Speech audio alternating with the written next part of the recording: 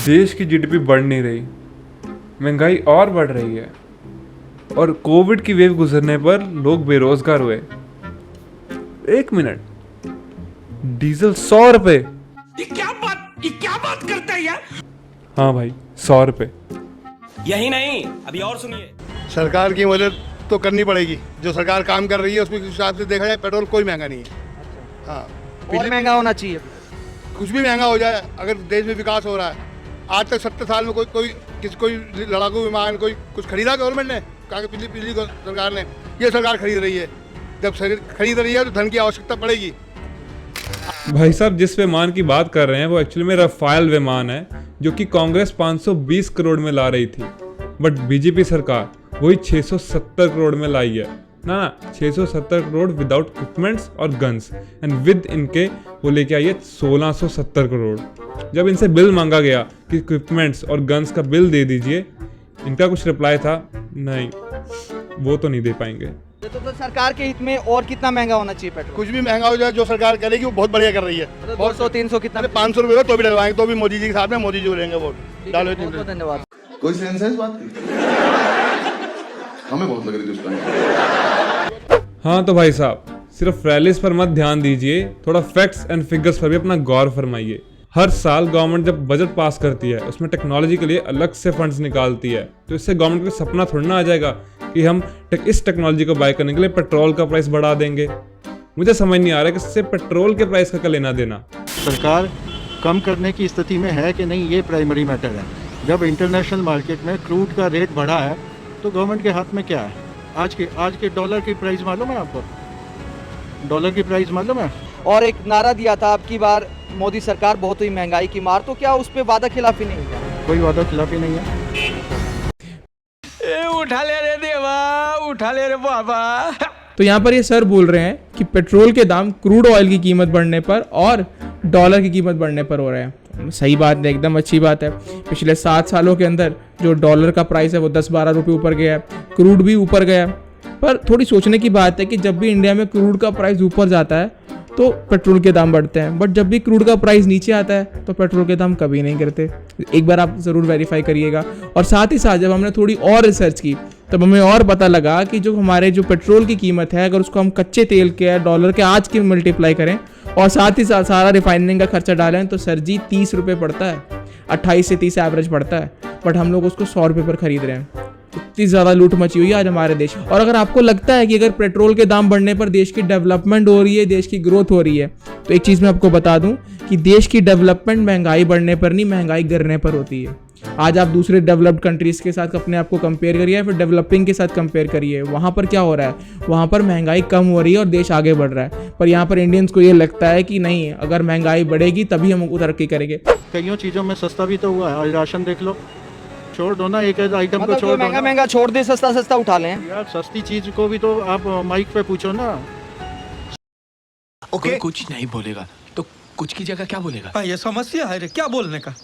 सस्ती चीज को भी तो पूछो ना। क्या सस्ता हुआ है? सभी राशन पूरा सस्ता है।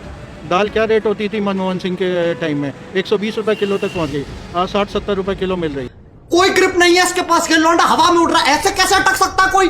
कौन सी दाल 60-70 में? जो भी दाल उठा लो, अभी आर्गुमेंट 60-70 तो कोई नहीं मिलती, आप खरीदते नहीं राशन। आप चलो मेरे साथ राशन की। सारी दालें 100 से ऊपर ही हैं तकरीबन। अरे बाबा, टाइम बहुत खराब आ गया है। पहले हार्ट में होता था हार्ट अटैक, अभी किडनी में भी हार्ट अटैक होता है।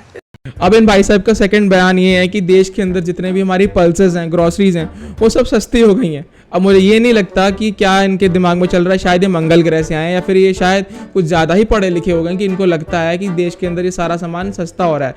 मस्त जोक मारा रे, ये हंस रहे हलकट हंस। तो जब हमने वेरीफाई किया तब हमें पता चला कि जो पल्सेस हैं उसके इंडिया में 40% दाम बढ़ चुके हैं। और साथ ही साथ हमारी जो LPG गैस है जिस पे आप लोग अपना खाना बनाते हो, उसके दाम 2 गुना हो चुके हैं। आज एक सिलेंडर की कीमत 900 रुपये तक पहुंच चुकी है। तो कौन सी डेवलपमेंट हो रही है? देश की महंगाई कम हो रही है और लोग जिनको लगता था कि नहीं मोदी जी आएंगे और आज देश का हर एक भूखा आदमी या एक गरीब आदमी भी भरपेट खाना खाएगा, ये मुझे लग तो नहीं रहा किसी भी एंगल से। तो हम किसी पर आंख बंद करके कैसे विश्वास कर सकते हैं? तेरे पास कोई और रास्ता है?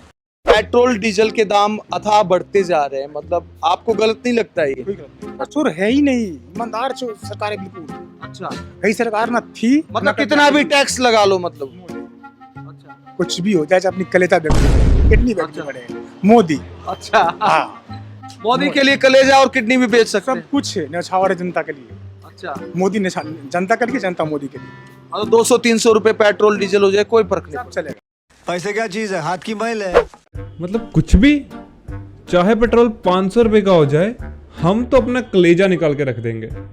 मान लिया डेमोक्रेटिक कंट्री है, बट एक समझदारी और ना समझदारी के बीच में छोटा सा अंतर होता है, वो है कॉमन सेंस।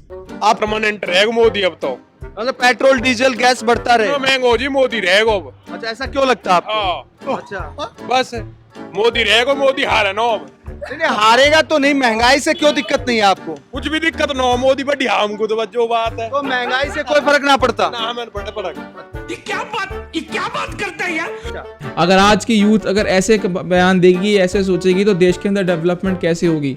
हमें यहाँ पर बहुत ज़्यादा सीरियस होना पड़ेगा, क्योंकि आने वाला डेवलपमेंट जो आने वाले साल हैं वो हमारे ही ऊपर डिपेंड करते हैं। तो अगर यूथ ऐसे सोचेगी तो देश के अंदर कभी भी तरक्की नहीं होने वाली। तो हम किसी पर भी आंख बंद कर भरोसा नहीं कर सकते। वोट मोदी है जाएगी। अच्छा, हाँ, चाहे अच्छे काम करें चाहे बुरे करें, मोदी है जाएगी वोट। मतलब मुद्दों पे वोट नहीं पड़ता है क्या? पढ़े और हम मोदी यही देंगे। तो किस मुद्दे पे सपोर्ट करते हैं आप? भाई हिंदुत्व के लिए। अच्छा, हिंदुत्व के मुद्दे पर। महंगाई कोई मुद्दा नहीं है। ना अपने लिए कोई वो तो सब कोई है, वो कोई के लिए थोड़ी नो। तो ये चलिए ना, बात कर, मेरे को जानता नहीं है ये भाई सब अलग ही हैं यार, वोट्स के बीच में धर्म को ले आए। चलो मान लिया राम मंदिर बनाया, अच्छी बात है, कम्युनिटीज इकट्ठी आई, लोग इकट्ठे हुए, बट इससे देश की ग्रोथ कहाँ से हुई? देश की ग्रोथ आने वाले समय में और टेक्नोलॉजी के साथ कैसे होगी, ये तो हमें कहीं नहीं दिखाया गया। अब हिंदुइज्म को कायम करने के लिए हम वोट थोड़ा ना देंगे। तो अगर अब यहाँ पर हम अपने ओपिनियन की बात करें तो मैं मानता हूँ कि हमारे पास एक स्ट्रॉन्ग ऑपोजिशन है ही नहीं। हम वोट करें भी तो करेंगे नहीं, क्योंकि हमारे पास एक अच्छा ऑपोजिशन है ही नहीं कि उनको हम अपने प्रधानमंत्री के लिए इलेक्ट कर सकें। तो कोई ऑप्शन है भी नहीं, कोई चारा है भी नहीं कि हम किनको वोट करें।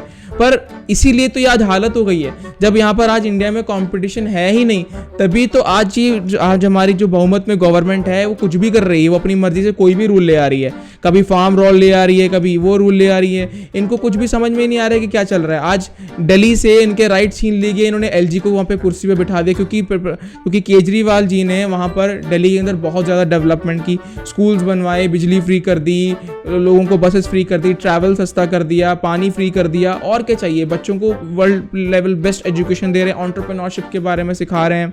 तो जब इतना कुछ दिल्ली के अंदर अच्छा हो रहा था तो फिर एलजी को क्यों लाया गया? और 3 साल पहले सुप्रीम कोर्ट ने भी यहाँ पर बोला था कि एलजी कभी भी स्टेट गवर्नमेंट में जो केजरीवाल जी की आम आदमी पार्टी की गवर्नमेंट है उसके अंदर अपनी टांग कभी ना अड़ाए। तो इन्होंने सुप्रीम कोर्ट को भी गलत साबित कर दिया और खुद का राज यहाँ पर मेंटेन करना शुरू कर दिया। अब देखिए कि किस तरीके से सिस्टम को कंट्रोल किया जा रहा है। हमारा देश हम पर डिपेंड करना चाहिए, इसीलिए हम इन नेताओं के ऊपर अगर कंप्लीटली डिपेंडेंट हो जाएंगे और अपनी तरफ से आवाज़ नहीं उठाएंगे तो इस देश के अंदर कभी भी तरक्की नहीं होने वाली। तो आज की वीडियो को हम यहीं पर ख़त्म करते हैं। अब मानता हूँ कि इस वीडियो में थोड़ा सा हमने कॉमेडी भी रखी, थोड़ी सी हमने सीरियसनेस भी लाई, बट दोनों चीज़ें ज़रूरी थी। तो अगर आपको आज की वीडियो अच्छी लगी हो तो इस वीडियो को लाइक करें, शेयर करें, कमेंट करें, और अब हम आपसे नेक्स्ट वीक फिर से मुलाकात करेंगे। तब तक के लिए keep yourself safe and good bye.